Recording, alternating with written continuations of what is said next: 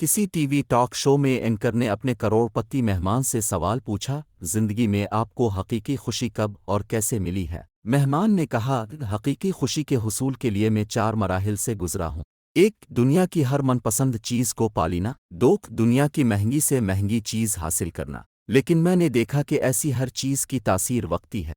3 بڑے بڑے پروجیکٹ کی ملکیت حاصل کرنا، مثلاً کسی ٹیم یا فرنچائز کو خریدنا، دنیا بھر میں سیاحت کے حوالے سے خدمات سر انجام دینا وغیرہ، لیکن ان سب کاموں میں بھی مجھے وہ خوشی نہ مل سکی جس کا میں متلاشی تھا۔ 4 مجھ سے ایک دوست نے کہا کہ میں کچھ معذور بچوں کے لیے وہیل چیئر خریدنے میں مدد کروں۔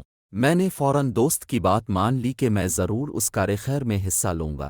دوست نے اصرار کیا کہ میں اس کے ساتھ جاوے اور بچوں کو یہ تحفہ بذات خود پیش کروں۔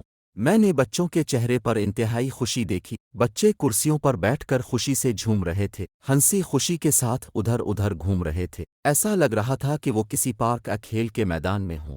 یہ سب کچھ کرنے اور یہ منظر دیکھنے کے بعد بھی مجھے حقیقی خوشی محسوس نہ ہوئی۔ جب میں وہاں سے جانے لگا تو ایک بچے نے میرے پاؤں پکڑ لیے۔ میں نے کوشش کی کہ اسے پیار سے اٹھا لوں، لیکن وہ چمٹ گیا، اس کی آنکھوں سے آنسو ٹپک رہے تھے اور اس کی نگاہیں مجھ پر جمی ہوئی تھیں۔ میں نے نیچے جھک کر اس سے پیار بھرے انداز میں پوچھا، بیٹا کسی اور چیز کی ضرورت ہے تو مجھے بتا دیجیے۔ اس بچے نے جو جواب دیا، اسی جواب نے مجھے حقیقی خوشی سے روشناس کرایا۔ کہنے لگا، میں تمہارے چہرے کے خد و خال یاد کرتا ہوں تاکہ جنت میں ملتے ہی تجھے پہچان سکوں اور اپنے رب کے سامنے ایک بار پھر تمہارا شکریہ ادا کر سکوں۔ عبرت: کوشش کریں کہ ہمیشہ ان لوگوں میں آپ کا شمار ہو جن سے ملنے کی تمنا قیامت والے دن بھی لوگ کریں، تاکہ وہاں رب کے حضور بھی ان کا شکریہ ادا کریں۔